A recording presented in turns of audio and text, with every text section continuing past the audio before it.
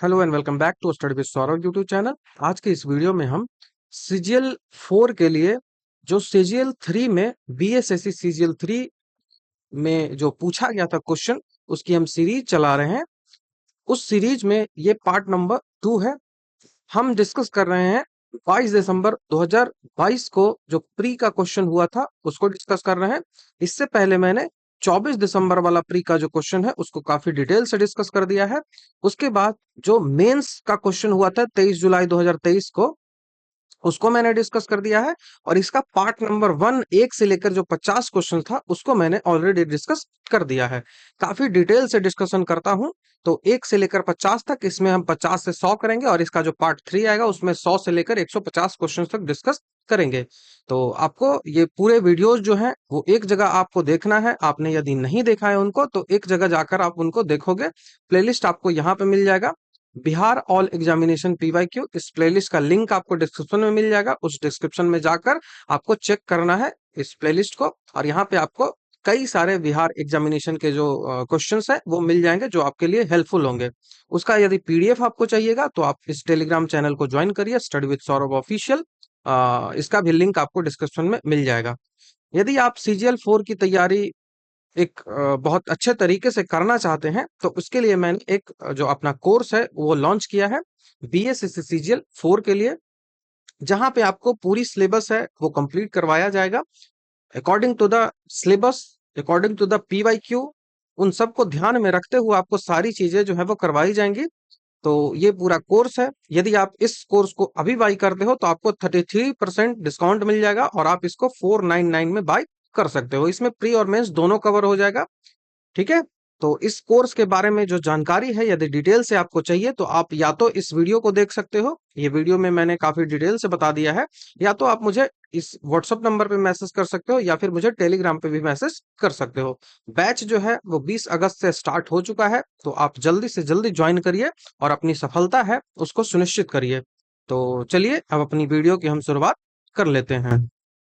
तो part number 1 में हमने 50 क्वेश्चन तक देखा था, तो आज 51 नंबर से स्टार्ट करते हैं। सवाल आपसे पूछा जा रहा है कि निम्नलिखित में से कौन सा संख्या जो है वो एक प्राकृतिक संख्या है, नेचुरल नंबर है। ठीक है।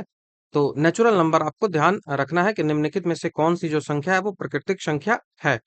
तो यदि किसी संख्या के इकाई स्थान पर जो दो प्राकृतिक वर्ग है, प्राकृतिक संख्या का वर्ग है, ये पूछा जा रहा है प्राकृतिक संख्या का वर्ग है। तो किसी भी संख्या का जब इकाई स्थान होता है उस पर 2, 3, 7 और 8 हो तो संख्या जो है वो पूर्ण वर्ग नहीं हो सकता। ये आपको पता है। आप कैसे लिख सकते हो? तो देखो, 1 का स्क्वायर करोगे तो 1 आएगा, 2 का स्क्वायर करोगे तो 4 आएगा, ये याद होता है लोगों को। 3 का स्क्वायर करोगे तो 9 आएगा, उसके बाद फिर से जब 4 का स्क्वायर करोगे तो 6 आएगा, 5 का स्क्वायर करोगे तो 5 आएगा। यूनिट डिजिट की मैं बात कर रहा हूँ। 6 का स्क्वायर करोगे तो 6 आ जाएगा, 7 का स्क्वायर करोगे तो 9 आ जाएगा, उसके बाद 8 का स्क्वायर करोगे तो 4 आ जाएगा, 9 का स्क्वायर करोगे तो 1 आ जाएगा। ऐसे ही करके आएगा ना। तो 1 आएगा, 2 कभी नहीं आ सकता है, 3 कभी नहीं आ सकता है, 7 कभी नहीं आ सकता है और 8 कभी भी नहीं आ सकता है। जो यदि वर्ग है, जो स्क्वायर है नंबर, उसके यूनिट डिजिट पर कभी भी जो ये संख्याएं हैं जो मैं लिख रहा हूं, 2, 7, 3 और 8, ये कभी नहीं आएगा। 2, 7, 3, 8। तो 2, 7, 3, 8 जब नहीं आएगा तो विकल्प आप सी देखिए, 8 भी आएगा। 2, 7, 3, 8 नहीं आएगा, ये पूछ रहा है। तो यहाँ पे पूर्ण वर्ग है तो 8 आ गया खत्म, 3 आ गया खत्म। आगे देखते हैं।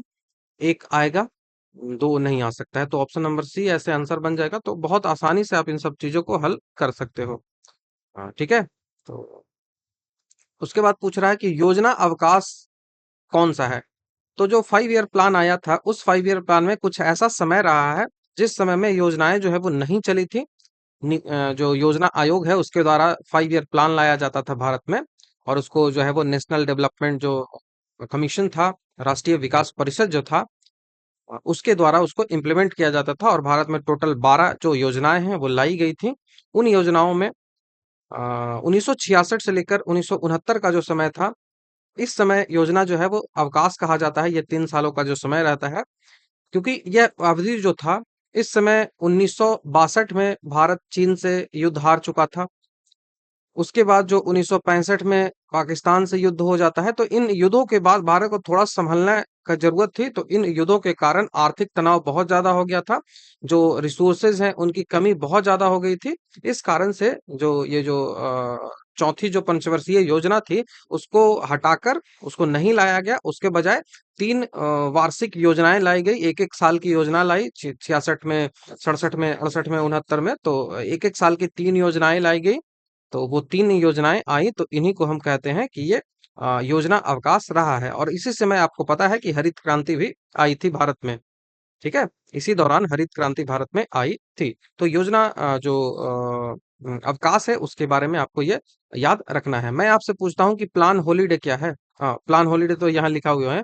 अब कितनी ऐसे वर्ष रहे हैं जहाँ पे योजनाएँ नहीं चली थी? कितने ऐसे वर्ष रहे हैं जहाँ पे योजनाएँ नहीं चली थी? तो यहाँ पे 3 साल तो हो ही गया। अब ऐसे और कितनी-कितनी बार रुका है? वो आप मुझे बताओ कमेंट में। मैं आपको ऑप्शन देता हूँ 6, 7, 5, 4। इस ऑप्शंस में से आप बताओ कि कौन-सा आपका आंसर होने वाला है। कमेंट में बताइए, ठीक है? नेक्स्ट क्वेश्चन की हम बात करते हैं। आपसे पूछा जा रहा है कि आकृति को चुनिए जो अन्य से भिन्न है। डिफरेंट पूछा जा रहा है। तो आप जब डिफरेंट की बात करोगे तो देखो कुछ एनालाइज करके, तो आपको पता चलेगा कि ये जो आपको 90 डिग्री का कोण बनता हुआ दिखेगा शीर्ष और तीर के बीच में। देखो 90 डिग्री का कोण यहाँ दिख रहा है, और कहीं दिख रहा है 90 डिग्री? नहीं। तो बी ऑप्शन में आपको 90 डिग्री दिख रहा है, तो ये डिफरेंट हो जाएगा, ठीक है?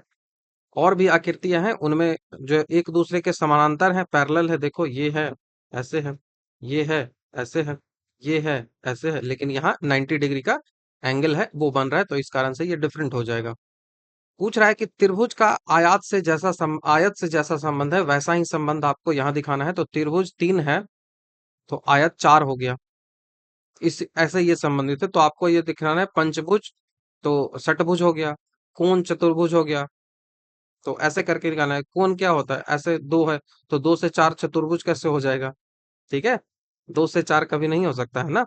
तो पंचभुज से छठभुज होगा, मतलब पेंटागोन से हेक्सागोन होगा, 5 भुजाएं होंगी, यहाँ पे 6 भुजाएं होंगी। तो यही तो होगा आंसर ना।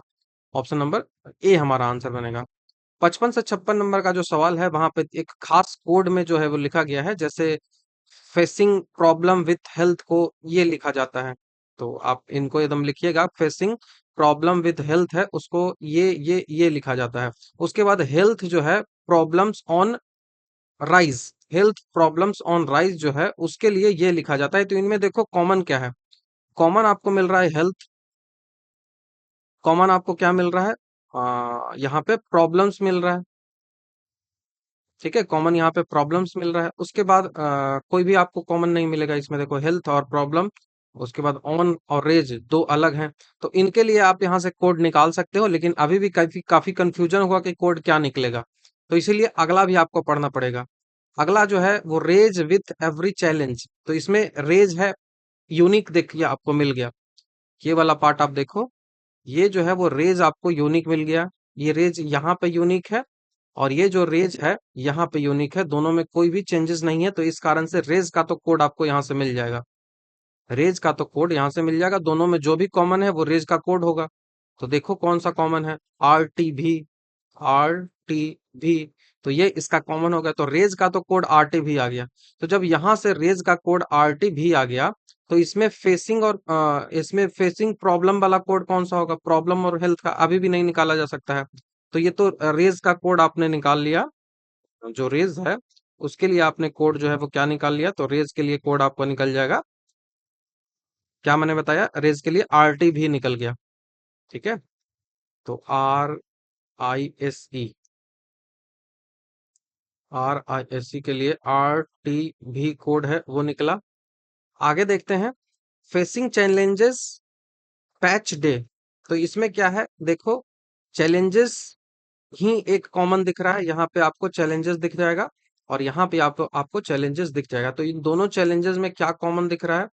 तो SN के दिख रहा है? नहीं दिख रहा है। RT भी तो ऑलरेडी है इंगेज्ड। INE के दिख रहा है?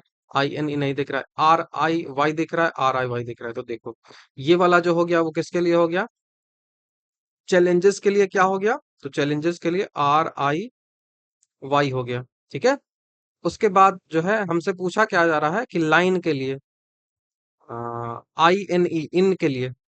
तो इसके लिए देखते हैं कि इन के लिए कौन सा कोड होगा। ऐसे ही करके आपको सारे कोड्स जो है वो फाइंड करने पड़ेंगे, तभी जो है वो ये क्वेश्चन बनता है। तो इन के लिए आपको कोड जो निकालना है, तो यहाँ से तो ये निकल गया। उसके बाद देखते हैं कि 3 वाले से 2 वाले में लगा दो, 3 वाले से 1 वाले में लगा दो, ऐसे ही करके चेक करना होता है। तो 3 वाले से फेसिंग चैलेंजेस पैच डे है, तो यहाँ पे देखो फेसिंग, इसमें इसमें सिर्फ और सिर्फ फेसिंग है, तो पहला नंबर का और तीसरा नंबर का इन दोनों में मिक्स करके कुछ देखो तो फेसिंग, सिर्फ और सिर्फ फेसिंग नजर आ रहा है। तो फेसिंग कौन सा होगा, तो ये RIY तो ऑलरेडी इंगेज हो गया है। तो यहाँ से देखो फेसिंग के लिए कौन सा इंगेज आएगा, तो NOP ऊपर वाले में नहीं है, HUS ऊपर वाले में नहीं है, उसके बाद NGI ऊपर वाले में है, तो हाँ है। तो ये NGI तो फेसिंग के लिए NGI हो गया। अब यहाँ से आप निकालोगे कि इसमें फेसिंग के लिए जब NGI हो गया है, तो आगे वाला के लिए क्या होगा, तो ये ING निकल गया, आर RIY खत्म हो गया, तो NOP और HUS बच गया है। NOP तो पैच और डे के लिए ये होगा। तो देखो कहीं आप पैच ऑफ डे आपको मिल रहा है, तो यहाँ पे हेल्थ वाला प्रॉब्लम और हेल्थ है, यहाँ पे प्रॉब्लम और हेल्थ है। तो प्रॉब्लम और हेल्थ को जब निकालोगे तो विथ के लिए आपको क्या मिलेगा, तो विथ के लिए आपको SNK मिल जाएगा। विथ देखोगे कि यहाँ भी है, और आप देखोगे कि विथ जो है वो यहाँ पे भी है। तो विथ जब यहाँ पे भी है, तो आप विथ के लिए क्या मिल जाएगा, तो विथ के लिए आपको मिल जाएगा SNK। ठीक है, SNK ये वाला जो है वो विथ के लिए है, यहाँ भी देख लो, तो विथ के लिए SNK होगा। तो ऐसे ही करके आपको टोटल निकालना पड़ेगा। तो आप जब ऐसे ऐसे निकाल लीजिएगा तो आपको ये इन जो INE है उसके लिए क्या कोड मिलेगा, तो उसके लिए एवरेज जो आपका कोड है वो मिलेगा। तो ऑप्शन नंबर ए यहाँ से सही हो जाएगा। उसी तरह से फेसिंग के लिए कोड कौन सा होगा, तो फेसिंग तो मैंने NGI याद ही निकाल के ही रखा है, तो इसके लिए जो कोड होगा वो NGI होगा, ऑप्शन नंबर बी होगा। तो ऐसे ही इसको संभालना होता है, मैंने ये बता दिया है। 57 नंबर का जो सवाल है वो आपसे पूछ रहा है कि 39A में कौन सी बातें कही गई है। आर्टिकल 39A जो है वो क्या प्रोवाइड करता है, तो ग्राम पंचायत के बारे में तो नहीं प्रोवाइड करेगा, क्योंकि ग्राम पंचायत के बारे में आर्टिकल 40 बताता है। समान न्याय एवं निशुल्क विधिक सहायता, मतलब कि इक्वल जस्टिस होना चाहिए, और वो भी फ्री लीगल एड भी मिलना चाहिए उसके साथ ही। ठीक है, फ्री में कानूनी सहायता है वो भी मिलना चाहिए। तो यही जो है वो आर्टिकल 39A में कहा गया है। तो हमारा यहाँ से आंसर बनेगा ऑप्शन नंबर बी। ये DPSC है, DPSP में ये बातें कही गई हैं, और ये संशोधन करके डाला गया है, दैट्स व्हाई आपको ए दिख रहा है यहाँ पे लिखा हुआ। ठीक है, ये संशोधन करके डाला गया है, तभी ये लिखा लिखा जा रहा है ये। ठीक है, तो इसका सीधा सा मतलब हो गया कि समान न्याय सुनिश्चित करने के लिए गरीबों को निशुल्क विधिक सहायता देना है। ग्राम पंचायत की चर्चा जो है वो 40 में की गई है। नागरिकों के लिए समान नागरिक संहिता है वो 44 में की गई है। और डेफिनेशन ऑफ स्टेट जो आपको देखने को मिलता है, ये आपको कई सारे आर्टिकल्स में देखने को मिलता है, जैसे आर्टिकल्स 12 है उसमें देखने को मिलता है, आर्टिकल जो 36 है उसमें देखने को मिलता है। तो डेफिनेशन हर जगह बताता है कि राज्य जो है वो क्या है, राज्य का डेफिनेशन बताने का वो प्रयास करता है। तो आपको ये ध्यान रखना है। 43B आप मुझे बताइए कि ये किससे संबंधित है और किस कॉन्स्टिट्यूशन अमेंडमेंट से ये आया था। इसके मिनिस्टर जो है वो अभी मैं बता सकता हूँ, अमित शाह है। अब आप जो है वो एनालाइज करके बताओ कि क्या आपका आंसर होने वाला है। हम यहाँ से कोडिंग वाइज आपको देखना है, फैमिली ट्री बनाकर। तो QT की दादी स्थापित करने के लिए कौन सा चिन्ह जो है अ, के स्थान पर क्या आएगा, के लिए प्रश्नवाचक चिन्ह के स्थान पर क्या आएगा। तो आपसे दिया गया है P गुना Q और प्रश्नवाचक दिया गया है, उसके बाद R+S और इस तरह से दिया हुआ है। और आपको क्या करना है कि Q को T की दादी बताना है, Q को T की दादी बताना है, ऐसे एनालाइज आपको करना है। तब आपको कौन सा जो क्रम है उसको क्या रखना पड़ेगा ये आपको देखना है। तो इस तरह के जब भी आपसे सवाल पूछे जाएंगे तो आप जो है वो फैमिली ट्री लगाओगे, ऑप्शंस लगा के ही लगाना पड़ेगा, और कोई ऑप्शन नहीं है। तो एक एक करके हम देखते हैं। तो P गुना Q है, P गुना Q है, तो इसका सीधा सा मतलब है कि ये क्वेश्चन जो है वो पूरी तरह से क्लियर नहीं है। इसमें कोड दिया हुआ रहता है, जैसे कोड होगा ना कि a प्लस बी का अर्थ क्या है, तो a प्लस बी का अर्थ है कि a जो है ना वो b का फादर है। ठीक है, a प्लस बी का है। उसके बाद a गुना b का कोड क्या है, तो a गुना b का जो कोड है वो दिया गया है कि a जो है वो b की सिस्टर है, बहन है। उसके बाद जो है वो a भागा b का क्या अर्थ दिया हुआ है, तो a डिवाइड b का अर्थ दिया हुआ है कि a जो है ना वो b की वाइफ है, बी का वाइफ है ये। ठीक है, तो बी की पत्नी है।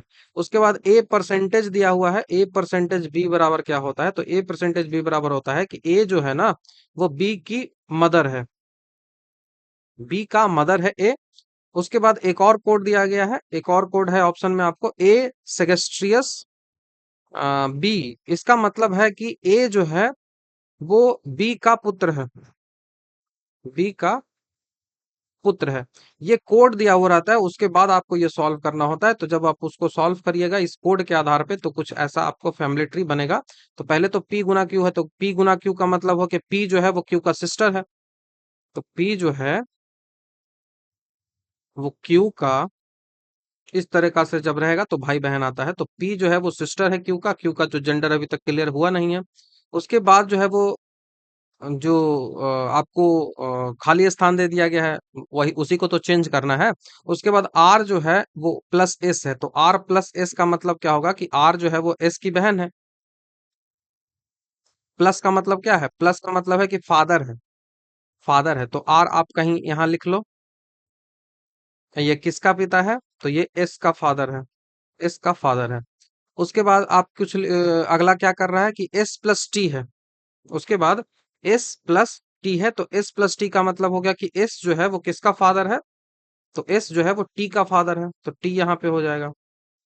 अब हमको स्थापित क्या करना है कि q को t की दादी स्थापित करना है, q को t की दादी स्थापित करना है। तो प्रश्नवाचक के स्थान पर क्या आएगा, यही आपको q को t का दादी बताना है। तो दादी जब बताना है तो दादी क्या होगा, ये इसका पिता होना चाहिए, ये इसका जो है वो दादा होना चाहिए, और ये दादा की पत्नी होनी चाहिए, ये दादा की पत्नी होनी चाहिए। तो क्यू जो है वो निगेटिव में आना चाहिए, और ये इसकी पत्नी होनी चाहिए। तो इसकी पत्नी होने के लिए कौन सा है, तो पत्नी होने के लिए ए भागा बी है, पत्नी होने के लिए भागा वाला आएगा। तो आप देख लो, भागा वाला आपसे आंसर यहाँ से हो जाएगा। आप कुछ भी नहीं जानते होगे फिर भी भागा वाला आप लगा सकते थे आंसर क्वेश्चन से ही। नेक्स्ट जो सवाल है कि कौन सी अभिव्यक्ति संकेत देती है कि पी एस की बेटी है। उसी जो आपको जो क्रम दिया गया है उसी के अनुसार आपको बताना है कि पी एस की बेटी कौन में होगी, इसी इसी क्रम में के अनुसार, ऊपर वाले ही क्वेश्चन के अनुसार। तो पी एस के इस क्वेश्चन को मैं सुधार दूंगा जब पीडीएफ आपको दूंगा। तो 59 है, 59 में आपसे पूछा जा रहा है कि कौन सा स्थापित करेगा कि पी एस की बेटी है। तो इसको स्थापित करने के लिए क्वेश्चंस को लेके चलो, पहले ऑप्शन से ट्राई करते हैं। तो पहले ऑप्शन से ट्राई करेंगे कि एल प्लस आर, तो एल प्लस आर का सीधा मतलब है कि एल जो है वो किसका पिता है, वो आर का फादर है। ठीक है, आर का फादर है। उसके बाद जो है आर प्लस एस है, तो आर जो है वो किसका, R plus S, R plus नहीं है, आर भागा एस होगा, क्वेश्चन को सुधारना पड़ेगा। आर भागा एस होगा तो इसकी पत्नी हो जाएगी। ठीक है, एस जो है उसकी पत्नी कौन हो जाएगी, तो आर हो जाएगी। उसके बाद जो है वो एस प्लस पी है, एस प्लस पी है, इसका मतलब जो है वो एस जो है उसकी बेटी है पी, प्लस का अर्थ क्या हुआ, फादर है। तो ये फादर हो पी की फादर हो जाएगा, तो पी की बेटी हो गई है, तो ये नेगेटिव आ गया। तो यही तो हमको स्थापित करना था ना, तो ऑप्शन नंबर ए यहाँ से आंसर हो गया। नेक्स्ट सवाल पूछा जा रहा है कि Bimbisara was the ruler of which dynasty. Bimbisara किस वंश का जो है वो शासक था, तो बिम्बिसार आपको पता है हर्यक वंश का शासक था। बिंबिसार और बिंदुसार में बहुत ज्यादा कंफ्यूजन होता है लोगों को, तो आपको ये ध्यान रखना पड़ेगा। हर्यक वंश का शासक था बिंबिसार, मगध साम्राज्य के हर्यक वंश का संस्थापक भी कहा जाता है, और उसने लगभग 544 से लेकर 492 ईस्वी तक शासन किया था। उसकी जो राजधानी थी वो राजगृह थी, जिसको अब राजगीर कहा जाता है। ठीक है। और महात्मा बुद्ध, भगवान बुद्ध जो हैं और महावीर हैं, उसके ये समकालीन था। शिशुनाग जो राजवंश है और नंद राजवंश है, वो हर्यक राजवंश है, उसके बाद में मगध पर शासन किया था। और जो मौर्य राजवंश है, उसने नंदों को उखाड़ कर फेंका था। चंद्रगुप्त मौर्य और चाणक्य की जो कहानी आप सुनते हो, वो यहीं से संबंधित है। नेक्स्ट क्वेश्चन की ओर हम बढ़ते हैं। नेक्स्ट सवाल है कि वसीम 500 मीटर पूरब दिशा की ओर चलता है। 500 मीटर जो है वो पूरब दिशा की ओर चला। उसके बाद फिर वह बाईं ओर मुड़ता है। बाईं ओर जब मुड़ेगा तो ये ऊपर जाएगा। बाईं ओर मुड़ता है तथा 400 मीटर चलता है, तो मान लिया बाईं ओर मुड़ा के 400 मीटर चलवा दिए। फिर वो बाईं ओर मुड़ता है और 500 मीटर चलता है, तो फिर तो वहीं पे आ गया है, बस ऊपर थोड़ा सा पहुंच गया। 500 मीटर चलता है, फिर से बाएं घूमता है। फिर से जब बाएं घूमता है और 400 मीटर चलता है, तो फिर से वहीं पे आ गया और यहाँ पे आके वो रुक जाता है। तो प्रारंभिक बिंदु से वह कितनी दूरी पर है, ये पूछा जा रहा है। तो ये आयत बना लेता है। जब आयत बना लिया तो यहीं से स्टार्ट किया था और यहीं पे पहुंच गया, तो जीरो हो जाएगा आंसर। कहीं ऑप्शन में है जीरो? हाँ, ऑप्शन नंबर डी जीरो है। देखिए फिर से वो कोडिंग वाला ही आ गया। इसी तरह से आपको कोड जो है वो फाइंड करना होता है। आसान सा सवाल होता है, कुछ नहीं, बस थोड़ा सा टाइम आपको लगेगा। कम एंड सी को लिए बोलते हैं NAHASA। उसी तरह से nice to see, nice to see you. तो जैसे ही सी आपको देखा, यहाँ भी सी दिखा, यहाँ भी सी दिखा, तो दोनों में कॉमन देखो NAHASA। तो NAHASA, तो ऐसे जो किसके लिए हो गया, ऐसे जो है हो गया सी के लिए हो गया। तो ऐसे ही करके आपको फाइंड करना पड़ेगा। तो अगेन के लिए आपको कोड फाइंड करना है, तो अगेन आपको यहाँ पे मिल रहा है। तो हर चीजों को जब अलग कर लोगे तभी अगेन का मिल पाएगा, क्योंकि अगेन किसी में कॉमन नहीं है, किसी में कॉमन नहीं है। तो इस कारण से आपको कम से कम दो तो फाइंड करने ही पड़ेंगे। तो सी तो हटा दो। अब यू और अगेन, तो सी के लिए तो एन ऐसे हो गया, तो चाहे तो एन ए आंसर होगा या फिर के ए आंसर होगा। एन ए होगा या फिर के ए, तो दोनों ऑप्शन में है, तो आपको देखना ही पड़ेगा। अगला मिलाते हैं सी यू अगेन। तो यू यहाँ पे मिल रहा है, यू यू इसमें भी है, तो इसमें यू के लिए कौन सा आएगा? इसमें आपको यू के लिए के ए आएगा, क्योंकि एन ए तो इसमें नजर नहीं आ रहा है और इसमें भी के ए नजर आया है। तो यू के लिए के ए, तो एन ए जो हो जाएगा वो हमारा आंसर हो गया। तो 62 का आंसर कौन सा हो जाएगा? तो ए हमारा 62 का आंसर हो गया। ऐसे ही करके इसको बनाया जाता है। 63वां नंबर का सवाल है कि जो ऑप्टिकल फाइबर होता है, उस ऑप्टिकल फाइबर में प्रकाश का जो मूवमेंट होता है, ट्रेवलर होता है, ट्रांसमिशन होता है, वो कैसे होता है ऑप्टिकल फाइबर में? तो टोटल इंटरनल रिफ्रैक्शन के कारण होता है। ऑप्शन नंबर ए हमारा यहाँ से आंसर बनेगा, टोटल इंटरनल रिफ्लेक्शन। ठीक है। तो याद रखिएगा कि ऑप्टिकल फाइबर है, उसमें प्रकाश चलता है, वो कैसे चलता है? तो टोटल इंटरनल रिफ्रैक्शन के ही कारण चलता है। ठीक है। टोटल इंटरनल रिफ्रैक्शन होता है, उसी के कारण चलता है। ऑप्टिकल फाइबर जो है वो हाई हाई स्पीड में डेटा को ट्रांसफर करने के लिए यूज किया जाता है। तो जब प्रकाश फाइबर के कोर जो होता है उसके उसके अंदर जो पहुंचता है, तो वहां पे सघन माध्यम होता है और उस सघन माध्यम से क्लैडिंग, जो क्लैडिंग होता है उसकी ओर जो एक विरल माध्यम होता है, रेयरर माध्यम होता है, उसमें जाता है। तो जो क्रिटिकल एंगल होता है उसका, उस क्रांतिक कोण है, उससे अधिक पर जाके टकराती है। इस कारण से परिणाम वह होता है, रिजल्ट यह होता है कि प्रकाश की किरणें अपवर्तित होने की बजाय, रिफ्लेक्ट करने की बजाय, कोने के भीतर ही बार बार जो है वो प्रवर्तित होने लगती है। ठीक है। प्रवर्तन होने लगती है, जिस कारण से वे लंबी दूरी तक न्यूनतम हानि के साथ चलती है। मतलब लॉसेस बहुत ज्यादा उसमें नहीं होगा डेटा का आपका। जो भी आपने बिजली भेजी है, कुछ भी भेजा है, इंटरनेट के लिए खास करके यूज किया जाता है, तो उसमें आपका डेटा का लॉस नहीं होता है। बस यही इसका कॉन्सेप्ट होता है। आप इस तरह से इसको समझ सकते हो कि कोई एक दो मीडियम है, ये मीडियम जो है वो रेयर मीडियम है। आप इसको मान लो सघन डेंस मीडियम मान लो। डेंस मतलब इसकी डेंसिटी ज्यादा है, सघन माध्यम है, इसमें पार्टिकल्स ज्यादा देखने को मिलेंगे और इसमें पार्टिकल्स दूर दूर तक देखने को मिलेंगे। ये रेयर मीडियम है। रेयर मीडियम मतलब विरल माध्यम है। तो कोई भी, ये नॉर्मल फोर्स होता है, ये नॉर्मल होता है, इस नॉर्मल को मानो कि ये नॉर्मल है। अब इस नॉर्मल के अकॉर्डिंग, इस नॉर्मल के अकॉर्डिंग कोई प्रकाश जा रही है। ये मान लिया कि कोई लाइट गई, तो ये कोर तक पहुंच गई। अब इस कोर तक पहुंचने के बाद इसका क्या होना चाहिए था? कोर तक पहुंचने के बाद इसको जो है वो अपवर्तित होना चाहिए था, रिफ्रैक्शन इसका हो जाना चाहिए था। ठीक है। इसका रिफ्रैक्शन होना चाहिए था, लेकिन ये रिफ्रैक्शन नहीं होता है। ये क्या होता है कि जैसे ही यहाँ पहुंचता है तो ये इसका जो इसका जो लाइट है, ये जो अभिलंब है क्योंकि डेंस है, यहाँ पे ज्यादा आदमी था और आगे वाला में आपको कम जगह मतलब कम मतलब बहुत ज्यादा जगह मिल रहा है, तो इसके कारण क्या होगा, आप जो ये नॉर्मल फोर्स है ना, इस नॉर्मल फोर्स से दूर भागोगे। इस जो नॉर्मल फोर्स है, इस नॉर्मल फोर्स से दूर भागोगे तो आना आपको ऐसे चाहिए था, लेकिन आप इस तरह से ना क्या आकर नॉर्मल फोर्स है उससे दूर भागोगे, तो ये नॉर्मल फोर्स से जो दूर भागना हुआ, ये बार बार होते रहता है। ये ही हो गया, ये अपवर्तित किरणें हैं। ठीक है, ये अपवर्तित किरणें हैं, यही बार बार होते रहता है। तो यही जब प्रक्रिया बार बार अपवर्तित हो रहता है, जब बार बार ये प्रवर्तित होते रहती है, जो रिफ्लेक्शन इसका बार बार होता है, रिफ्रैक्शन इसका होना चाहिए था, अपवर्तन होना चाहिए था, लेकिन अपवर्तन नहीं हो रहा है, ये प्रवर्तन बार बार हो जा रहा है, जिस कारण से ही ये लंबी दूरी तक जो है वो चलता है अंदर उस ऑप्टिकल फाइबर में। इस तरह से उसका कोर आप बना लोगे, इस ऑप्टिकल फाइबर में बार बार ऐसा ही होता है, इस कारण से चलता है। और इसी टोटल इंटरनल रिफ्रैक्शन के कारण आप हीरा को जो भी चमकते हैं वो भी देखते हो। हीरा का जो अपवर्तनांक है 2.42 होता है, बार बार पूछ लिया जाता है, तो आपको ध्यान होना चाहिए। तो नेक्स्ट सवाल की ओर हम बढ़ते हैं। नेक्स्ट जो हमारा सवाल है वो क्या है, नेक्स्ट है कि निम्नलिखित प्रदेशों में से किसमें मुख्यतः शीत ऋतु में वर्षा होती है। ठीक है, जो विंटर सेशन में कहाँ पे वर्षा होती है, यही सवाल आपसे पूछा जा रहा है कि विंटर सेशन में वर्षा कहाँ होती है। तो विंटर सेशन में जो वर्षा होती है वो भूमध्य सागरीय जो क्षेत्र होता है, मेडिटेरियन सी वाला जो क्षेत्र होता है, वहां पे जो वर्षा होती है वो भूमध्य सागर में होती है। मेडिटेरियन सी कहाँ है, आपको जानकारी है? तो मिस्र के ऊपर नाइल नदी है, जो इसी मेडिटेरियन सी में जो है वो अपना जल गिराती है। इजराइल आप देख रहे हो, जो गाजा स्ट्रिप देख रहे हो, ये सारे जो ईरान आते हैं ना, वो सारा यहीं पे आता है। ईरान नहीं, इराक, इराक वाला जो पार्ट है ना, वो यहाँ पे आता है।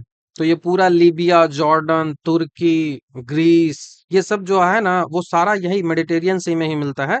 तो इस मेडिटेरियन सी के पास जो वर्षाएं होती है वो शीत ऋतु में होती है। क्यों? क्योंकि भूमध्य सागरीय जो जलवायु है, यहाँ की जो क्लाइमेट होती है भूमध्य सागर की, वो गर्म शीतोष्ण होता है, या फिर पश्चिमी सीमांत जलवायु होता है, या फिर गर्म शीतोष्ण पश्चिमी घाट जलवायु के रूप में होता है।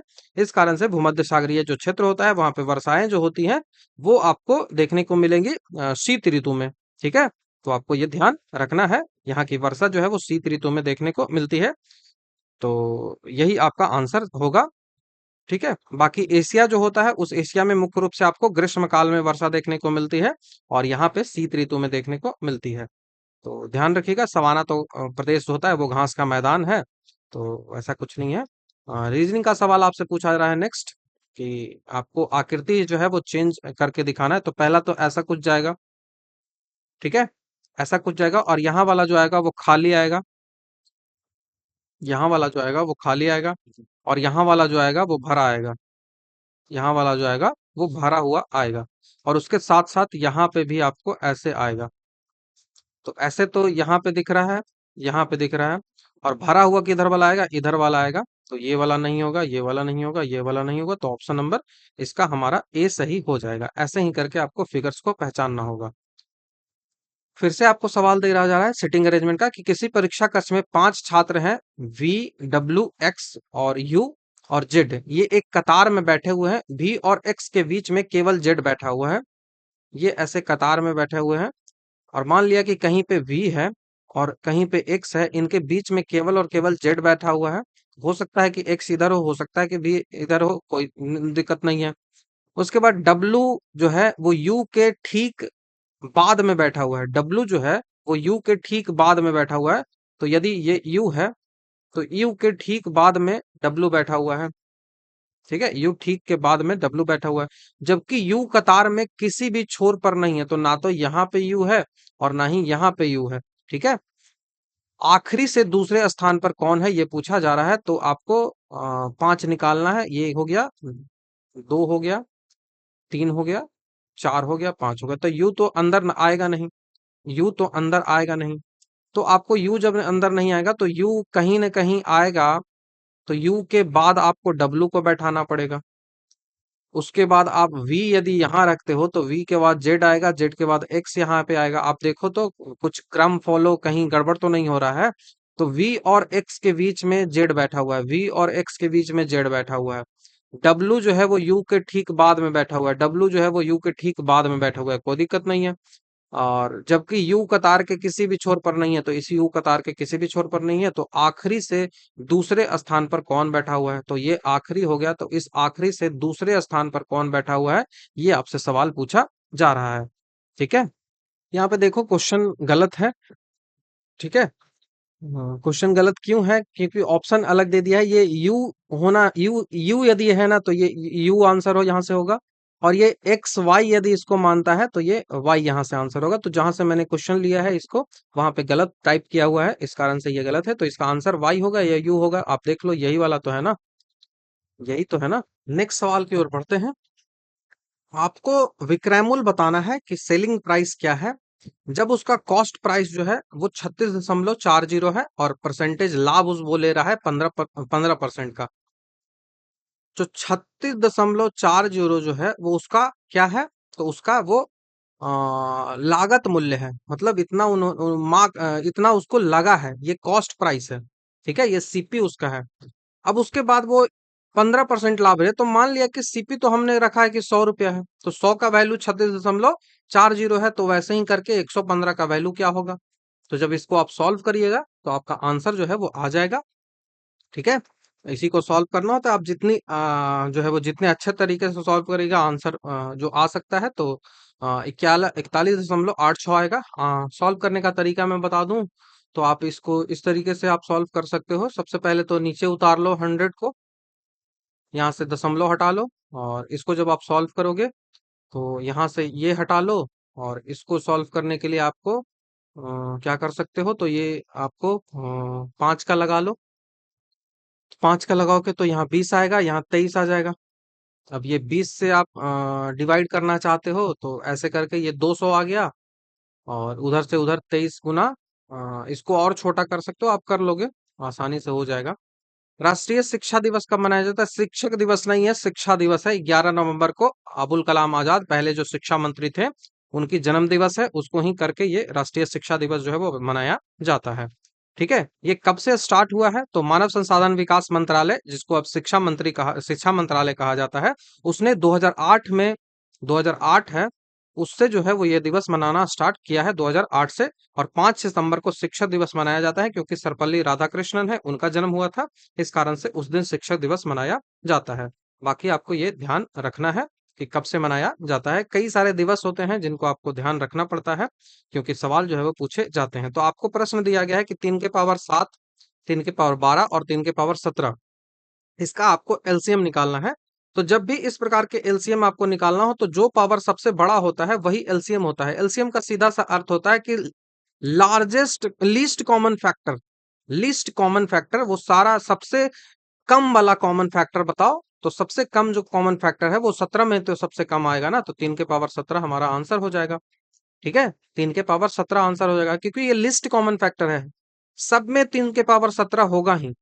ठीक है, 3 के पावर 17 से यदि हम इसको यहाँ पे 3 के पावर 17 रखेंगे, तो सब सब कट जाएगा उससे। लेकिन यही 3 के पावर 12 रखोगे, तो 3 के पावर 17 कैसे कटेगा। ठीक है, तो इस कारण से सबसे बड़ा वाला आंसर होता है। एकेडमी, एकेडमिक को इस तरह से लिखते हैं, तो उसी कूट में बाउंड्री है, उसको क्या लिखेंगे, तो ये हुआ क्या है, ये देखने की आपको आवश्यकता है।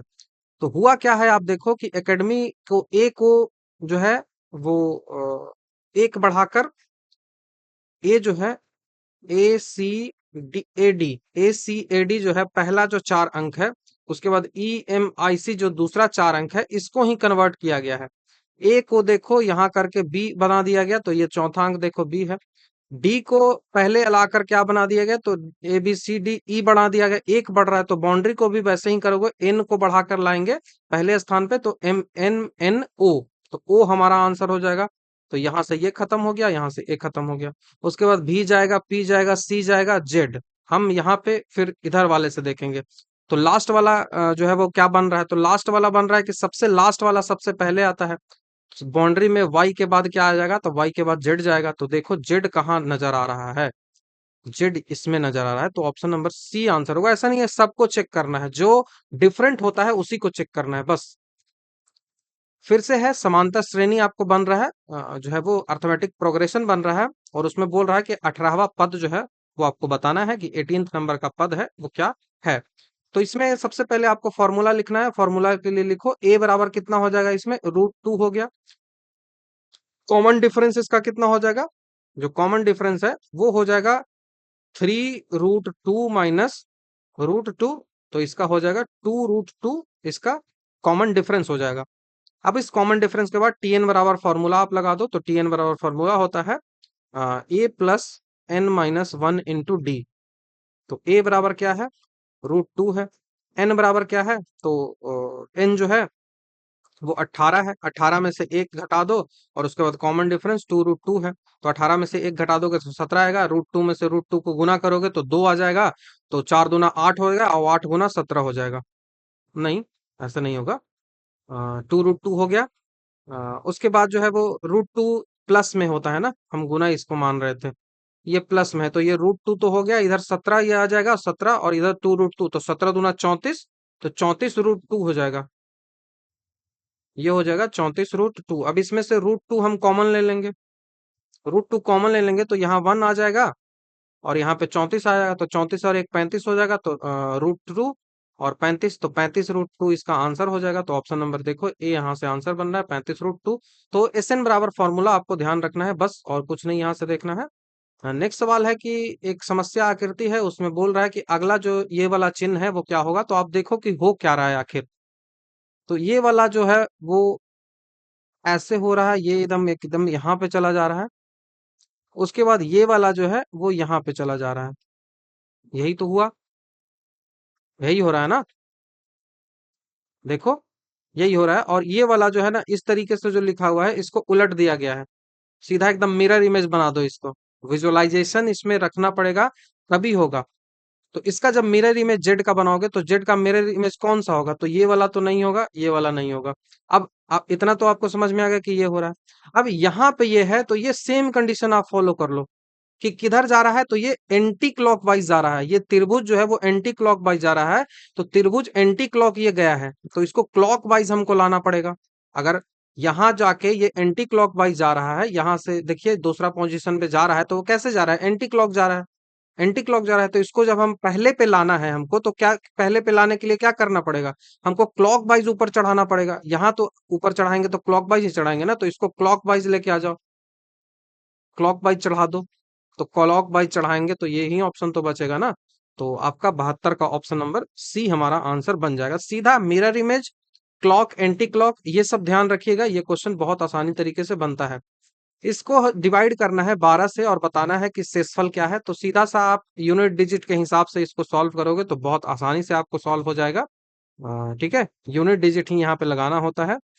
तो 4 से ये डिवाइड करना है इसको, तो इसको जो डिवाइड करोगे, इसको डिवाइड करोगे, इसको डिवाइड करोगे, और यूनिट डिजिट लगा के दो। ऐसा भी होता है कि 4 गुना 3 ही तो 12 है ना, तो ऐसा हो सकता है कि 3 से डिवाइड कर दो, जो आएगा वही होगा। ये भी आप फॉलो कर सकते हो, कुछ भी तरीका करो, बहुत सारे तरीके होते हैं इसको सॉल्व करने के। आप कुछ भी नहीं आपको समझ में आ रहा तो 12 से सब में भाग दे दो, धीरे धीरे एक एक करके दे दो, 12 से इसमें दे दो, 12 से इसमें दे दो, 12 से इसमें दे दो। नहीं आ रहा है तो 4 3 भी लगा सकते हो, 3 से दे दो सब में, तो भी रिमाइंडर सेम ही आएगा। तो ये सब नंबर सिस्टम में पढ़ना होता है। तो आप लगाओगे तो जैसे 12 से इसमें भाग दे दिए तो 5 आ गया शेषफल, 12 से इसमें भाग दे दिए तो 7 आ गया शेषफल, 12 से इसमें भाग दे दिए तो 9 आ गया शेषफल। अब यही 5 गुना 7 गुना 9, इसमें 12 से फिर से भाग दे देंगे, यही तो हो गया ना। तो 7 पचे 35 हो गया, तो 35 में 12 से भाग दे दिए। अब इतना भी नहीं गुना हमको करना है, 35 में हम देंगे 12 से भाग। 35 में जब 12 से देंगे तो 12 तिया 36 होता है, तो यहाँ पे 11 बच जाएगा रिमाइंडर। तो 11 में 9 से देंगे तो 11 नमा 99 हो जाएगा, और 99 में फिर 12 से देंगे तो 12 8 96 होता है, तो 96 और 3 99 होता है, तो 3 देखो आंसर आ गया। कैसे भी करके लाओ, आसानी से आ जाएगा आंसर, ऐसा नहीं है कि कुछ टफ यहाँ पे होता है। तो ये देख लेना है आपको, ठीक है। नेक्स्ट क्वेश्चन की ओर बढ़ते हैं कि कॉट्रेल अवक्षेपक का उपयोग कहाँ पे किया जाता है। कॉट्रेल कॉट्रेल पर्सिपिटेटर जो है उसका यूज कहाँ पे किया जाता है। इंपॉर्टेंट सा सवाल है, इसको आपको रट लेना है। ठीक है, इस प्रकार के जो क्वेश्चंस आते हैं उनको सीधा सा आप रट लो। तो जो क्वार्टेल होता है वो यूज किया जाता है जो प्रेसिपिटेट कार्बन पार्टिकल्स होते हैं उनको स्मोक से करने के लिए, तो धुएं से कार्बन के कण है उसको अपक्षेपित करने के लिए, प्रेसिपिटेट करने के लिए यूज किया जाता है। तो ऑप्शन नंबर ए हमारा यहाँ से आंसर होगा। क्वार्टेल जो अवक्षेपक होता है ये एक प्रकार का इलेक्ट्रोस्टैटिक प्रेसिपिटेटर है। तो ये एक इलेक्ट्रोस्टैटिक प्रेसिपिटेटर है, याद रखना है। उसका उपयोग जो होता है वो औद्योगिक चिमनी जो होता है, आप जो भट्टियां देखते हो उनमें SO2 बहुत ज्यादा निकलता है, तो उसमें से धुआं जैसे गैस जो होता है उस धुएं से जो छोटे-छोटे स्मॉल पार्टिकल्स होते हैं उनको हटाना है, क्योंकि PM 2.5 आप देखते हो कि ये जो पार्टिकल्स होते हैं, जो कण होते हैं वो हमारे लिए हानिकारक होते हैं, इस कारण से उसको प्यूरिफाई करना जरूरी है। तो यही जो है वो प्यूरिफिकेशन जो है वो क्वार्टरल प्रेसिपिटेटर जो है वो करता है। ये कणों को चार्ज करके और फिर उन्हें विपरीत चार्ज वाले जो प्लेट्स होते हैं उन पे इकट्ठा कर लेता है, जिससे वायु जो है वो कम प्रदूषित हो जाता है। तो ये इसके लिए ये यूज किया जाता है। पेयजल को तो शुद्ध करने के लिए आपको ऑस्मोसिस यूज किया जाता है। ठीक है, तो पेयजल को शुद्ध करने के लिए या तो आरओ जैसा जो प्रोसेस होता है, रिवर्स ऑस्मोसिस है, वो आप यूज करते हो। तो ये सब इसमें तो यूज नहीं किया जा सकता है। तो ठीक है, नेक्स्ट क्वेश्चन की ओर बढ़ते हैं। मैथ्स का सवाल है। ऐसा नहीं है कि ये एडवांस मैथ है, नहीं, ये एडवांस मैथ नहीं है, ये परसेंटेज ही है। वृत्त की त्रिज्या को 3% वृद्धि होती है तो उसके क्षेत्रफल में क्या होगा? तो वृत्त क्या होता है? Pi r square, pi r square. इसमें वेरिएबल कौन सा है? आर है। आर ही तो चेंज होगा ना, पाई कभी 22/7 से चेंज होगा? नहीं होगा। तो आर चेंज होगा, तो पहले आर ये था, ठीक है, और दूसरा आर ये हो जाएगा आर स्क्वायर। ठीक है, तो 3% चेंज आ रहा है, मतलब पहले यदि 100 था तो वो 103 हो जाता है। यही तो चेंजेस आ रहे हैं ना। पहले यदि वो 100 था तो अब वो 103 हो जा रहा है। ठीक है, पहले 100 था तो वो अब 103 हो जा रहा है। तो यहां से जब आप बनाओगे तो 100 का स्क्वायर करना पड़ेगा आपको, 103 का स्क्वायर करना पड़ेगा, दोनों के बीच डिफरेंस है वो लेना पड़ेगा, और जो डिफरेंस आया है उसके हिसाब से जो है वो परसेंटेज वृद्धि देखना पड़ेगा कि इतना लाभ हुआ है, ये सीपी है, ऐसे करके होगा। तो ये थोड़ा सा टफ हो जाता है, जिस कारण से आपको करना क्या है, तो ए बी फॉर्मूला यहाँ पे लगा देना है। ए बी फॉर्मूला क्या होता है आपको पता भी होगा। तो ए बी फॉर्मूला होता है a plus B plus minus जो भी आपको चूज करना है, जो भी परसेंटेज आप दे रहे हो उसका स्क्वायर। तो जो भी आपसे इंक्रीजमेंट हो रही है उसका स्क्वायर होता है, और उसके बाद नीचे 100 जाता है। ये फॉर्मूला आपको लगाना है। तो 3 और 3 6 हो जाएगा, क्योंकि वृद्धि हो रही है तो आर ही आर तो होगा ना, दोनों तो आर ही आर है, त्रिज्या ही ना है, तो स्क्वायर हो रहा है उसका, तो आर आर होगा। तो 3 और 3 6 हो जाएगा, और 3 3 9 हो जाएगा। 9 के जब 9 को जब 100 से भाग देंगे तो 0.9 हो जाएगा। ठीक है, 0.09 हो जाएगा, 0.09 हो जाएगा। अब इसी को 6 में जोड़ देंगे तो आपका आंसर बन जाएगा। तो ये वाला है ऑप्शन नंबर बी, 75 का ऑप्शन नंबर बी हमारा यहाँ से आंसर बन जाएगा। नेक्स्ट क्वेश्चन है, एवरेज का सवाल है कि इतना का एवरेज 10 दिया हुआ है और इतना का एवरेज 12 दिया हुआ है, और वाई का मान पूछ रहा है। तो पहले वाले की जरूरत हमको पड़ेगी भी नहीं, यही वाला से सॉल्व हो जाएगा। 17 8 19 16 वाई 4 है तो 6 अंकों का ये है, और 12 में टोटल नंबर ऑफ बतला हुआ टोटल संख्या गुना टोटल जो औसत है उसमें गुना कर देते हैं। तो 12 में 6 से गुना हो जाएगा, तो 12 12 छक 72 हो जाएगा। और इसको जब सॉल्व करोगे तो ये कितना आ जाएगा? इसको जब आप सॉल्व करोगे तो जोड़ने के बाद आ जाएगा आपको 64, 64 प्लस वाई। इसको जब 64 में से 72 घटाएंगे तो 8 हमारा आंसर बन जाएगा। तो ऑप्शन नंबर सी बन जाएगा। एक वृत्ताकार चक्की का जड़त्व आघूर्ण जो है, जो टॉर्क फोर्स है, मोमेंट ऑफ इनर्शिया जो इसका है वो पूछ रहा है। जड़त्व आघूर्ण moment of inertia of a circular wheel as about any of its diameter will be. ये मैंने जब पिछला भी क्वेश्चन डिस्कस किया था ना, वहां पे ये मैंने काफी डिटेल से, जब मैं रेंज बता रहा था ना उसमें डिस्कस किया था इस बारे में काफी डिटेल से। तो रेंज वाला जब आप वीडियो देखिएगा तो वहां पे याद आपको हो जाएगा। तो यहाँ से आपको m² by 4 आंसर हो जाएगा। mr² बटा 4 होता है। इसी पे जो जड़त्व आघूर्ण है वो काम करता है। ठीक है, इसी पे जड़त्व आघूर्ण जो है वो काम करता है। जो परपेंडिकुलर एक्सियल थ्योरम होता है उसके अनुसार एक समतल जो है, जैसे वृत्ताकार चक्की है, उसके तल के लंबवत अक्ष पर जो जड़त्व आघूर्ण लगता है, जो मोमेंट ऑफ इनर्शिया लगता है, वो बिंदु से उस स्थिति से दो परस्पर लंबवत यदि अक्ष खींच लिया जाए तो जड़त्व आघूर्ण के योग के ही बराबर होता है। ये जो है वो परपेंडिकुलर एक्सल थ्योरम कहता है। हम जब पढ़ते हैं फिजिक्स तो काफी डिटेल से इसकी चर्चा भी करते हैं। तो यहाँ से आप सीधा याद रख लो एम स्क्वायर बाई 4। इसका थ्योरम के मतलब प्रूफ की जरूरत नहीं है, आप इसको थोड़ा सा याद रख सकते हो, एम स्क्वायर बाई 4। नेक्स्ट जो है वो डायरेक्शन से सवाल है कि राधा जो है वो उत्तर दिशा की ओर 10 मीटर चलती है, 10 मीटर चलती है। उसके बाद क्या होता है, तो फिर वह बाईं ओर मुड़ती है और 30 मीटर चलती है, बाईं ओर मुड़कर हमने 30 इसको चला दिया। उसके बाद है कि बाईं मुड़कर 30 चला और फिर से वो बाईं मुड़ती है और 10 चलती है, तो फिर से तो सेम पोजीशन पे ही आ गई है, 10 चली, 10 मीटर चली। आगे वह दाईं ओर, दाईं तरफ मुड़ने के बाद 10 मीटर चलती है, तो फिर से 10 मीटर चलती है दाईं मुड़कर। तो बताइए कि वह अपने प्रारंभिक स्थिति से कितनी दूर है, तो 10 इधर और 30 इधर, तो टोटल 40 मीटर दूर हो जाएगी। तो ऑप्शन नंबर डी यहाँ से आंसर बनेगा। तो आपको ध्यान रखना है 40 मीटर। ठीक है, नेक्स्ट क्वेश्चन की ओर बढ़ते हैं कि आरबीआई जो है वो सीआरआर देता है, कैश रिजर्व रेशियो देता है, इसका मतलब आखिर क्या होता है? तो आरबीआई को मॉनेटरी पॉलिसी देना होता है।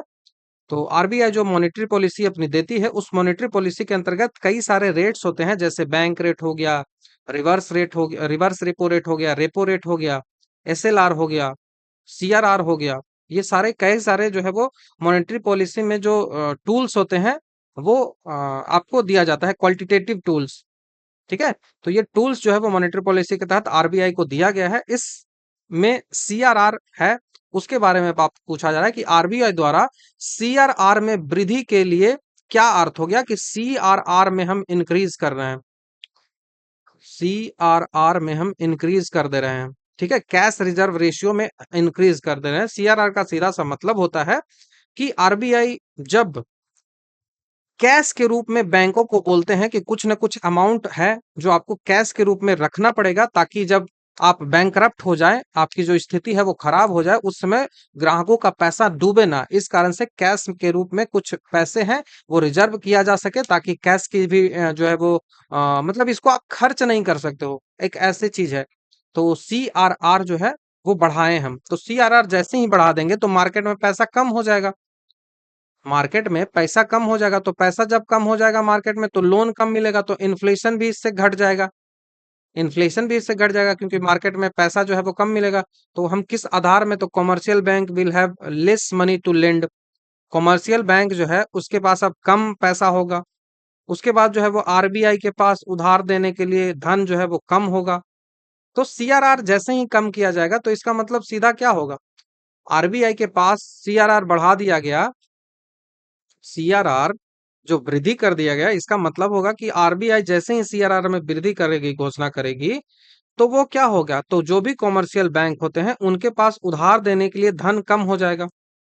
कॉमर्शियल्स बैंक जो भी हैं उनके पास पैसे देने के लिए अब कम होगा, क्योंकि सीआरआर ज्यादा कर दिया है, तो कमर्शियल बैंक के पास पैसे कम हो जाएंगे, तो पैसे कमर्शियल बैंक के पास कम होंगे। अब जब पैसे कमर्शियल बैंक के पास कम होंगे, तो बैंक की कुल जमा राशि जो है उसके मुकाबले रिजर्व बैंक में रखने वाली जो राशि है उसके प्रतिशत में नगद आरक्षित अनुपात जो है वो हो जाएगा। ठीक है, तो इसका सीधा सा मतलब हो गया कि आरबीआई को जो है सीआरआर बढ़ाएंगे, तो बैंक जो होते हैं, जो भी कमर्शियल बैंक्स होते हैं, उनको पैसा अब कम मिलेगा खर्च करने के लिए, तो लोन वो कम देगी। तो ऑप्शन देखते हैं कि कौन सा सही होगा, तो वाणिज्य बैंक जो होते हैं उनके पास उधार देने के लिए धन राशि जो है वो कम होगा, commercial bank will have to less money to lend, उधार देने के लिए कम पैसा होगा। तो ये तो सही है। तो दूसरा देखते हैं ऑप्शन क्या है। उसके बाद बोल रहा है कि commercial bank will have more money to lend, ये गलत हो जाएगा। Commercial bank will deposit more gold in RBI, गलत हो जाएगा।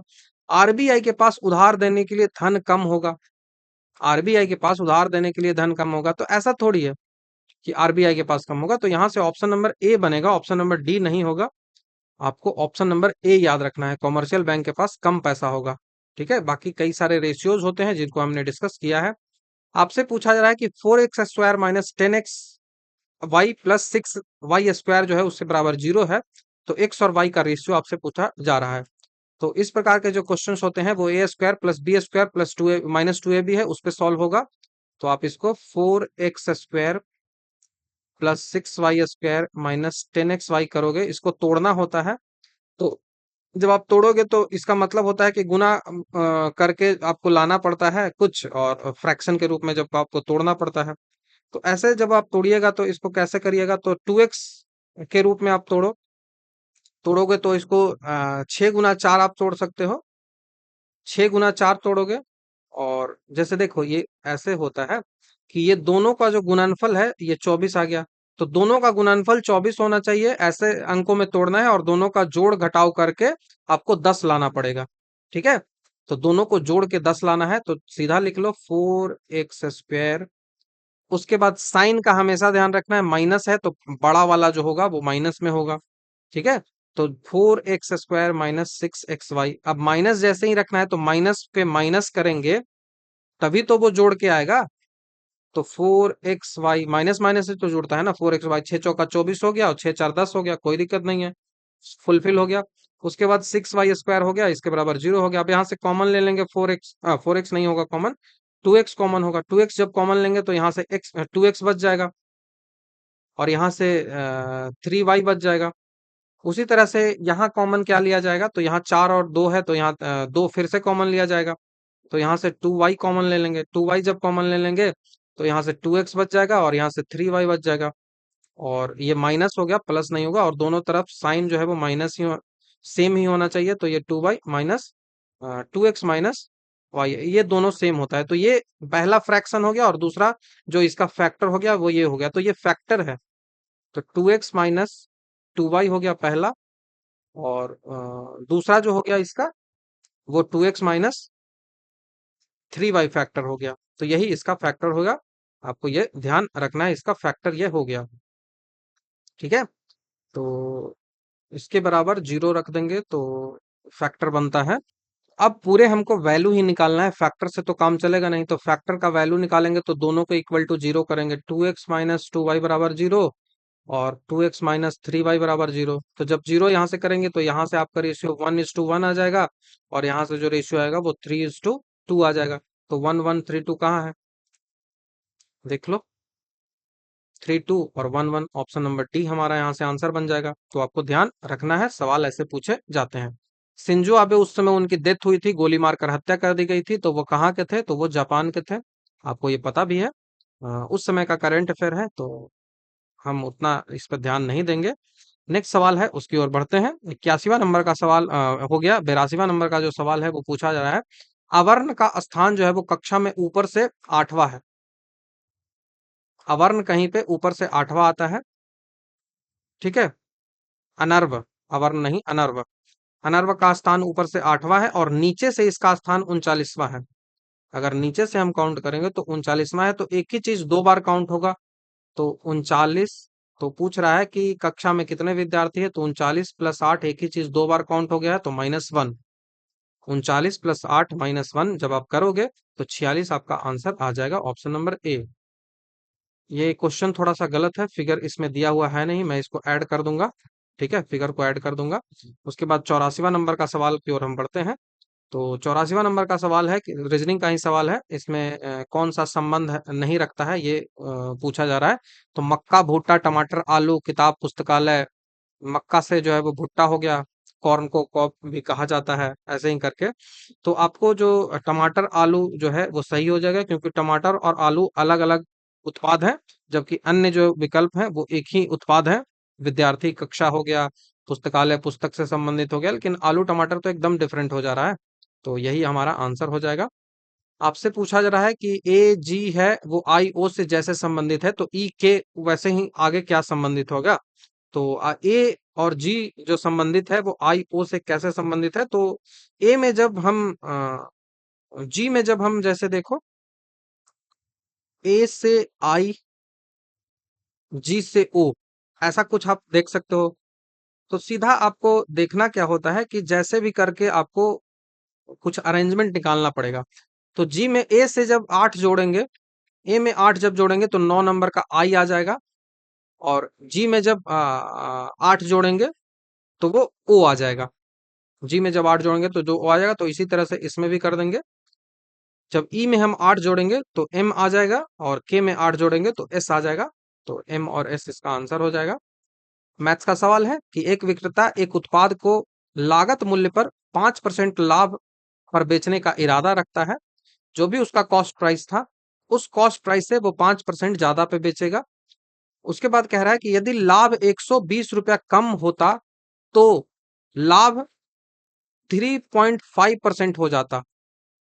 ठीक है, तो वो लाभ 3.5% हो जाता। मान लिया कि ये 100 है, तो हम उसको कह रहे थे कि 105 में बेचेगा। लेकिन बोल रहा है कि यदि लाभ 120 रुपया कम होता तो 100 ही होता, तो लाभ कितना हो जाता? तो 103.5 हो जाता। 103.5 हो जाता, तो इनका डिफरेंस क्या होता? इनका डिफरेंसेस जो है वो क्या होता? तो 5 और 3, तो ये 2 हो जाएगा, तो मतलब 1.5 इसका डिफरेंस होगा। 1.5 इसका डिफरेंस होगा।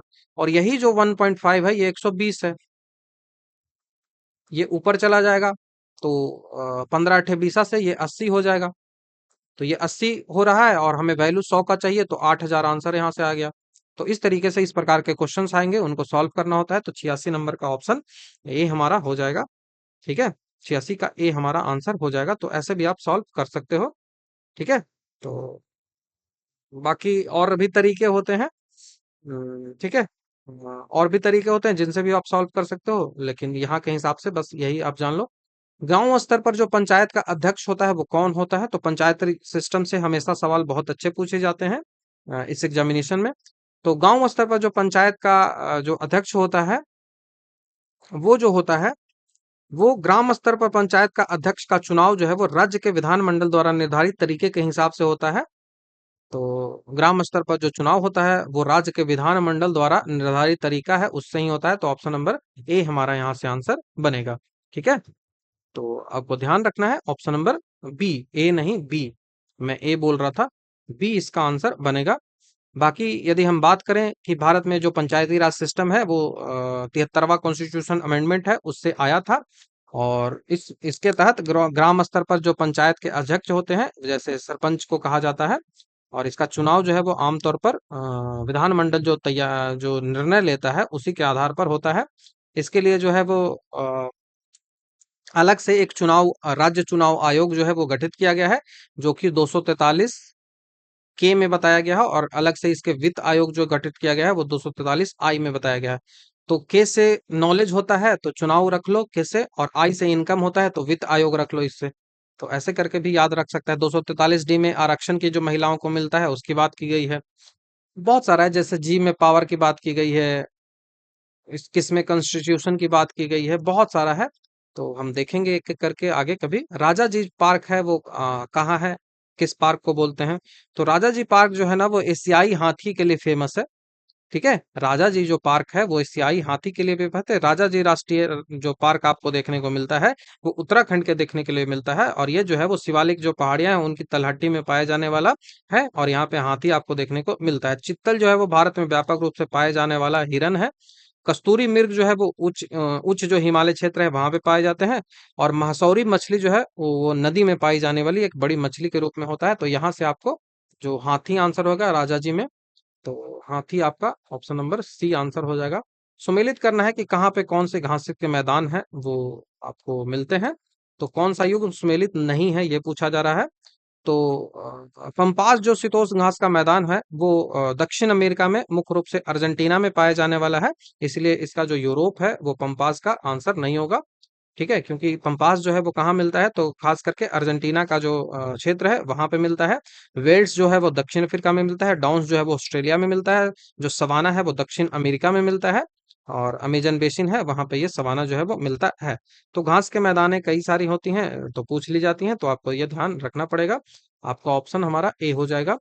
नेक्स्ट जो सवाल है वो मैथ्स का है कि दो संख्याओं के बीच का अंतर 840 है। तो x माइनस वाई बराबर मान लिया कि 840 है। उसके बाद बोल रहा है कि पहली संख्या का 5%, x का 5% जो है वो दूसरी संख्या का y का 15% के बराबर है। तो दोनों का रेशियो जब हम निकालेंगे तो क्या आएगा? 5×3 = 15 आ जाएगा। तो ये इधर 3 हो जाएगा, ये 1 हो जाएगा, और जो जिसके साथ है वो उसका नहीं है। ठीक है, तो y का 3 नहीं है, तो x का ये 3 है और y का ये 1 है। तो x और y का रेशियो क्या आ जाएगा? तो x का रेशियो आ जाएगा 3 और y का रेशियो आ जाएगा 1। ठीक है, y का रेशियो आ जाएगा 1, ये आपको ध्यान रखना है। अब इन दोनों के बीच का अंतर 2 है। हम कह रहे हैं कि ये अंतर 2 नहीं है, ये अंतर 840 है, तो ये कितना गुना हमको करना पड़ेगा? 420 करना पड़ेगा। तो 3 का गुना 420 से करोगे तो 3 दूना 6, 4 12, 1260 आएगा। 1260 देखो एक ही ऑप्शन में है, तो 420 चेक करने की जरूरत भी नहीं है। सवाल आता है 91वां नंबर का कि जो सेगस्ट्रियस का सिंबल दिया हुआ है, उस सेगस्ट्रियस के सिंबल पे सेगस्ट्रियस के किस छोटे से मान के लिए संख्या इतना जो है वो 11 से विभाजित होगी। इसमें सेगस्ट्रियस तो मैंने कहीं लगाया ही नहीं है, टाइपिंग में मिस्टेक है, इसको आप कर लीजिएगा। 64 8, उसके बाद सेगस्ट्रियस है, उसके बाद 4 है, फिर 8 है, फिर 4 5 8 है। तो 11 का डिवीजन कैसा होता है? किसी से भी क्रम से चलो और उस क्रम के अनुसार आपको जोड़ते चले जाना, घटाते जोड़ते चले जाना है और दोनों को घटाते चले जाना है। जैसे आप स्टार्ट करो इधर से, 8 4 8 6, तो 8 4 8 6, तो 8 8 16, 16 4 20, 20 और 6 26, तो ये 26 आ जाएगा। अब इसमें से किसको घटाना है? तो ऊपर वाले को घटाना है। 5 स्टार 4 5 4 9, तो 9 और प्लस सेगस्ट्रियस हो जाएगा। तो 25 में से 9 घट जाएगा, 26 में से 9 घट जाएगा, और इतना बराबर ही तो 11 आएगा, इसी से तो 11 डिवाइड हो रहा है। तो ऐसे ही करके डिवीजन होता है। तो 36 में से 9 घटेगा तो ये कितना आ जाएगा? ये 17 आ जाएगा। ये 17 आ जाएगा। तो सेगस्ट्रियस का 17 माइनस 11 जब वैल्यू निकालोगे तो 6 हमारा यहाँ से आंसर बन जाएगा। ऑप्शन नंबर ए हमारा आंसर बनेगा। याद रखिएगा। नेक्स्ट भी सवाल जो है वो 2 गुना 3 को 49 लिख रहे हैं, तो आखिर कैसे लिख रहे हैं? तो 2 दूना 4 लिख रहे हैं, 3 3 9 लिख रहे हैं। तो वैसे ही 9 7 को 9 9 81 लिख रहे हैं, 7 7 49 लिख रहे हैं। तो 81 49 कहाँ है? ऑप्शन नंबर ए हमारा आंसर बन जाएगा। तो 92 का ऑप्शन नंबर ए है। 93 की ओर बढ़ते हैं। आपको जल प्रतिबिंब बताना है। तो जल प्रतिबिंब आपको एकदम हर चीजों का याद होना चाहिए, कम से कम अल्फाबेट का। तो आई में कोई चेंजेस नहीं होगा। जल प्रतिबिंब जब भी बनता है ना, तो मिरर यहाँ पे लगा हुआ है। इसका मतलब पूरब और पश्चिम, इनमें कोई चेंजेस नहीं आएंगे। जो भी चेंजेस आपको देखने को यहाँ पे मिलेगा वो उत्तर और दक्षिण में ही आएगा। ठीक है, उत्तर और दक्षिण में ही आएगा। मिरर इमेज का यही ध्यान रखना है। तो पूरब और पश्चिम में कोई भी चेंज किसी में भी नहीं आपको देखना है, बस उत्तर और दक्षिण में ही चेंज देखना है। तो ऐसे ही जब आप इनको एनालाइज करिएगा तो उसके अनुसार आपको ऑप्शन नंबर सी हमारा आंसर मिल जाएगा। ठीक है, ऑप्शन नंबर सी।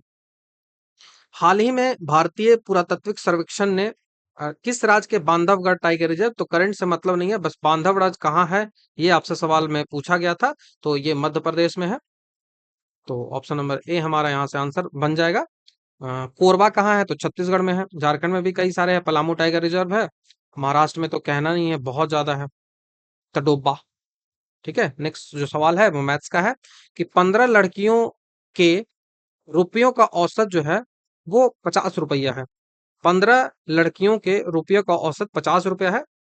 जब 3 और लड़कियां जुड़ जाती है, पहले 15 थी तो उनका औसत जो था वो 50 था। अब 3 और लड़कियां जुड़ जाती है तो ये कितना हो गया? वो 18 लड़कियां हो गई। और 3 और लड़कियों के जुड़ने से जो तो औसत जो है वो 3 रुपए बढ़ जाती हैं। औसत जो है वो 3 रुपए बढ़ जाती है, तो 53 हो जाता है। तो 3 लड़कियां जुड़ी, औसत 3 बढ़ गया, कोई दिक्कत नहीं है। सब 50 50 ही लेके आया होगा। हाँ, 50 बोल रहा हूँ, हाँ सब 50 50 ही लेके आया होगा। 3 बढ़ गई, मतलब एक एक सब में बढ़ाया, नहीं 50 50 सब लेके नहीं आएगा, एक एक सब में बढ़ गया है। उसके बाद आपसे बोल रहा है तो नई 3 लड़कियों के रुपये का औसत क्या है? नई जो 3 लड़कियां हैं उन्होंने कितना कितना लाया? तो यदि 50 50 50 ही तीनों लाती, तीनों यदि 50 50 50 लाती तो एवरेज तो बढ़ता नहीं। लेकिन एवरेज जो है वो 3 बढ़ गया है। एवरेज जो है वो 3 बढ़ गया है। अब 3 एवरेज बढ़ा है वो इन्हीं के कारण तो बढ़ा होगा ना। इन्होंने 3 3 एक्स्ट्रा लाया होगा। 3 3 3, ये तो 53 53 लाई होंगी ही। उसके साथ ही उसके साथ ही इन 15 लोगों को लिए भी 3 3 3 3 एक्स्ट्रा आया होगा। 15 लोगों के लिए भी 3 3 एक्स्ट्रा आया होगा, तो 45 यहां से आया होगा। ठीक है, 45 जो है वो यहां से आया होगा। तो ये जो 3 3 बढ़ा है ना, ये 3 3 नहीं बढ़ेगा, ये 1 1 बढ़ेगा। ठीक है, एक ये लेके आएगा, एक ये लेके आएगा, एक ये ले आएगा, तो 3 तो बढ़ ही जाएगा। ठीक है, ये 3 3 तीनों नहीं लाएगी, ये मैं गलत बोल रहा हूँ। ये एक एक एक लाएगा, एक एक ले आएगा, तो तीनों मिलाकर 3 3 बढ़ा देगा। अब ये एक एक कितना में बढ़ेगा? ये एक एक 15 में बढ़ेगा। और पहले से तो 53 ये लेके आई ही थी, और 15 में 15 जो भी था उनमें सब में एक एक एक एक बढ़ा देगा, एक ये लाएगा, एक ये लाएगा, एक ये लाएगा, तीनों बढ़ा देगी तो जाके तीनों का औसत जो है वो 68 निकल जाएगा। क्योंकि एवरेज जब दिखाना है तो एक एक ही बढ़ेगा। ऐसे एवरेज नहीं दिखाना होता, टोटल नंबर दिखाना होता तो तीन तीन बढ़ाते, तो 45 बढ़ाते हैं और फिर से वही चीजें करनी पड़ती। 45 में 53 जोड़ते हैं, उसके बाद आ जाता सबका वैल्यू, उसको 3 से फिर डिवाइड करते हैं, तब जाके एवरेज जो है वो निकल के आता। तो उतना करने से ज्यादा अच्छा है कि ऑप्शन नंबर ए यहाँ से आंसर हो जाएगा। एक एक करके ही निकाल दो। जगदीशपुर से 1857 की क्रांति कुंवर सिंह लड़े थे। ठीक है, ये ध्यान रखना है, कुंवर सिंह ने जगदीशपुर से लड़ा था, तो बहुत इंपॉर्टेंट भी है। और इनका जो डेथ है वो कब हुआ था ये भी पूछा जाता है। तो 96 नंबर का सवाल है। बिहार में जन विद्रोह जो था वो कुंवर सिंह के द्वारा जगदीशपुर के थे। 80 वर्ष की उम्र में ये लड़ाई कर रहे थे। और इनकी डेथ जो है वो कब हुई थी? तो इनकी डेथ 26 अप्रैल 1858 को जगदीशपुर के जो है वो युद्ध करते हुए ही इनकी इनकी मृत्यु हो गई थी। तो 26 अप्रैल 1958 बहुत इंपॉर्टेंट है, आपको याद रखना है। ये जो जगदीशपुर में रहने वाले थे और इनकी ये राजपूत किस जो क्षत्रिय कुल के थे? तो ये जो है वो परमार राजपूतों में उज्जैन का जो कबीला था उससे ये संबंधित थे। ठीक है, परमार ये थे। कुंवर सिंह। विभवांतर जो पोटेंशियल डिफरेंस होता है उसको किससे नापा जाता है? तो पोटेंशियल डिफरेंस आपको नापना है तो इसके लिए वोल्ट मीटर यूज किया जाता है। ठीक है, वोल्ट मीटर बोल रहा हूँ, हाँ वोल्ट मीटर यूज किया जाता है, मैं गैल्वेनोमीटर क्यों, वोल्ट मीटर यूज किया जाता है। तो ऑप्शन नंबर बी हमारा यहाँ से आंसर बनेगा कि पोटेंशियल डिफरेंस यदि मापना है तो वो वोल्ट मीटर यूज किया जाएगा। इसे हमेशा परिपथ जो होता है, जो भी करंट होता है उसमें पैरेलल में जोड़ा जाता है। जिनके बीच विभवांतर हमको निकालना है उनके पैरेलल में जोड़ा जाता है। और एक आदर्श यदि आइडियल वोल्ट मीटर की बात करें तो उसका प्रतिरोध जो होता है, उसका रेसिस्टेंस जो होता है वो अनंत होता है। ठीक है, उसका रेजिस्टेंस जो होता है वो अनंत होता है, ये आपको ध्यान रखना है। आमीटर को जो है वो करंट मापने के लिए डाला जाता है और अमीटर को जो है वो सीरीज में जोड़ा जाता है। गैल्वेनोमीटर जो है वो बहुत छोटी जो करंट होती है उनको नापने के लिए होता है। और वॉट मीटर जो है वो विद्युत शक्ति को मापने के लिए किया जाता है। तो सारा मैंने क्लियर आपको कर दिया है। ठीक है, तो 98 नंबर के सवाल की ओर हम बढ़ते हैं। 98 जो है वो फिगर बेस्ड है, तो ये मैं दे दूंगा ऑप्शन इसका। ठीक है, इमेज ऑप्शन, तो क्वेश्चन को ऐड कर दूंगा। ये क्वेश्चन वाले तो सॉल्व हो नहीं सकते हैं अभी। ये है जो करंट अफेयर का सवाल है, नहीं देखेंगे।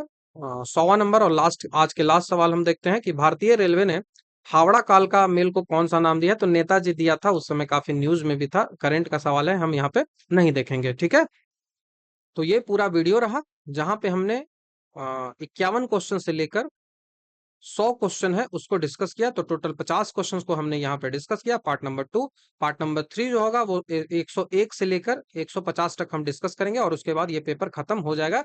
तो आई होप आपको डिस्कशन अच्छा लगा होगा। तो आपको क्या लगा, जो भी सवाल मैंने बताए हैं वो आपको बताना है कमेंट में उसका आंसर। तो ये रहा, बाकी बैच के बारे में मैंने इन्फॉर्मेशन आपको ऑलरेडी बता दिया है, तो आप देख लीजिएगा।